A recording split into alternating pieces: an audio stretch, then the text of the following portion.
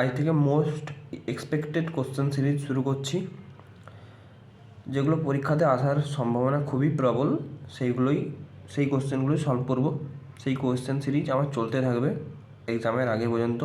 এক্সামের আগে আবার রিভিশন ক্লাস শুরু করব। এক্সামের সময় আমরা কীভাবে কম সময়ের মধ্যে ওই পুরো সিলেবাসটাকে কভার করব। ফার্স্ট আজকের কোশ্চেন দেখে নিই কী আছে। বলেছে সমাকলন করো ইন্টিগ্রেশন 1/π থেকে 2/π 1/x² sin 1/x dx। তাহলে যে ইন্টিগ্রেশনটা দেওয়া আছে, ফার্স্ট আমরা এখানে কিছু পুট করে নিতে হবে। কত পুট করে নিতে হবে? আমি যদি এখানে পুট করে নিই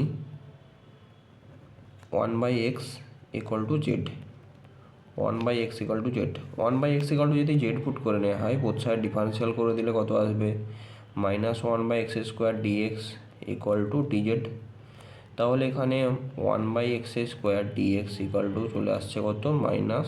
-dz। তাহলে পুট করা হয়েছে মানেই ডেফিনাইট ইন্টিগ্রাল, মানে লিমিট চেঞ্জ করতে হবে আমার।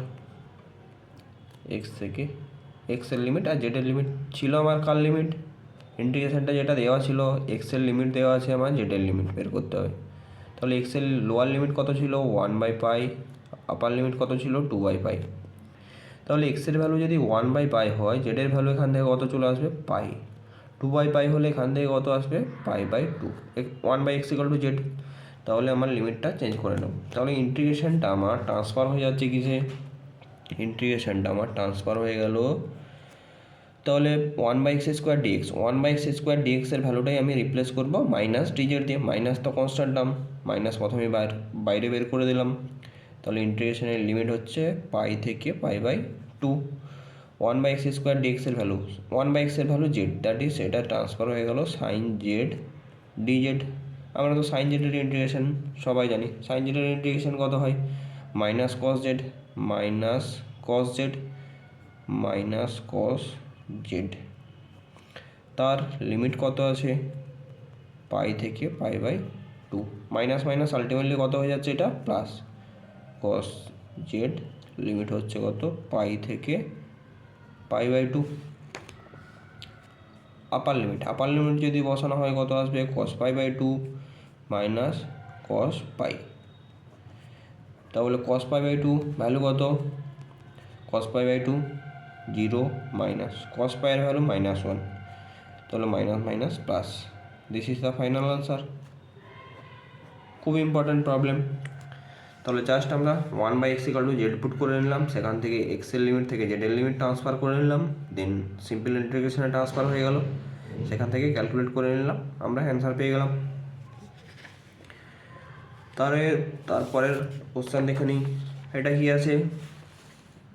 আমার সলভ করতে বলেছে। কি করতে বলেছে? সমাধান করো। ডিফারেন্সিয়াল ইকুয়েশন দেওয়া আছে, সলভ করতে দিয়েছে।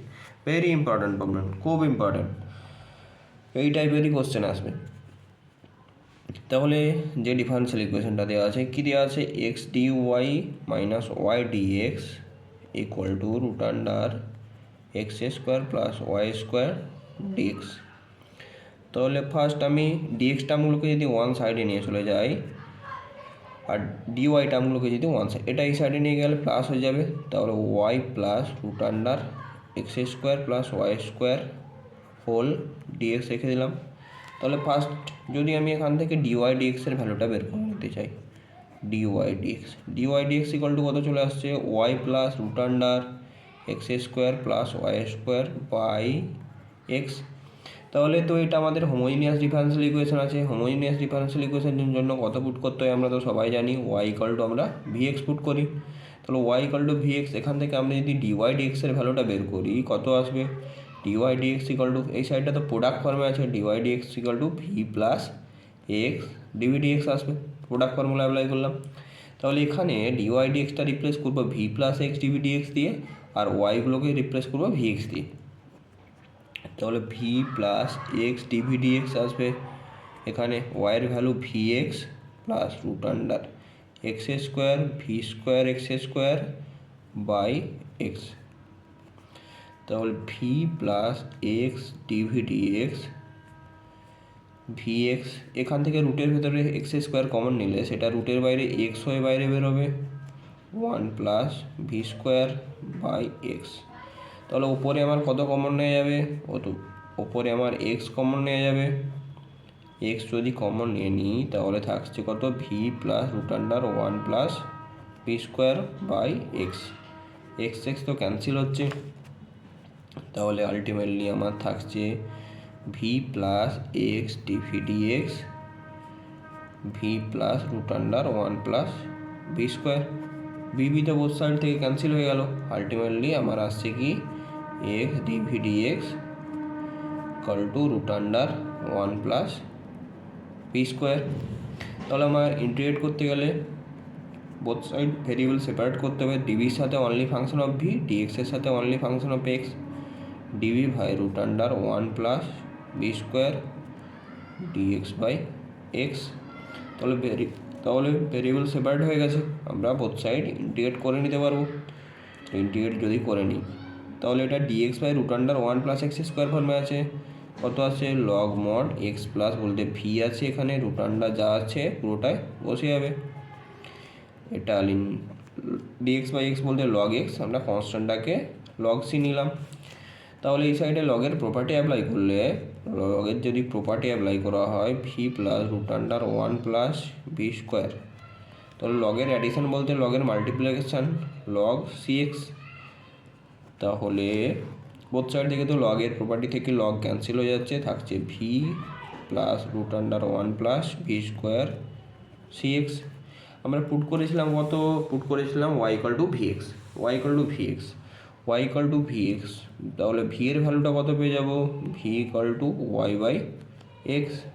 তাহলে এখানে ভ্যালুগুলো যদি রিপ্লেস করি, y by x plus 1 plus y square by x square equal to c x. তাহলে এখানে যদি এলসিএমটা করে নিই রুটের ভেতরে, x square plus y square, x square plus y square, x স্কোয়ারটা রুটের বাইরে, এক্স ওয়াই বাইরে বেরোবে। তাহলে এখান থেকে চলে আসবে কত, ওয়াই প্লাস এক্স এলসিএম হবে, এক্সটা এই সাইডে মাল্টিপ্লাই করে দিলে root under x square plus y square equal to c x square. This is the final answer, that is this is the general solution of the given differential equation where c is an arbitrary constant। বোঝা গেল, খুব important problem homogeneous differential equation থেকে, এটা খুবই important problem.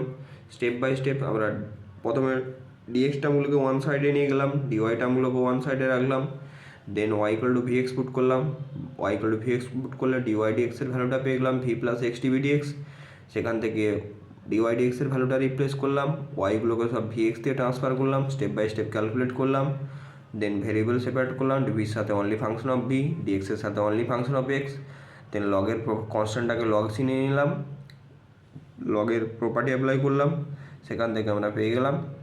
দেন ওয়াইয়ের value, y equal to v x put করেছিলাম, v এর ভ্যালুটা রিপ্লেস করলাম ওয়াই বাই এক্স দিয়ে, দেন আমরা সলিউশন পেয়ে গেলাম। বোঝা গেল, এইভাবে কন্টিনিউ চলতে থাকবে। মোস্ট এক্সপেক্টেড যেগুলো পরীক্ষাতে আসবে এই কোশ্চেন সিরিজ, যারা ভিডিওগুলো দেখবে পরপর কন্টিনিউ করবে, এক্সামের জন্য খুবই হেল্পফুল হবে।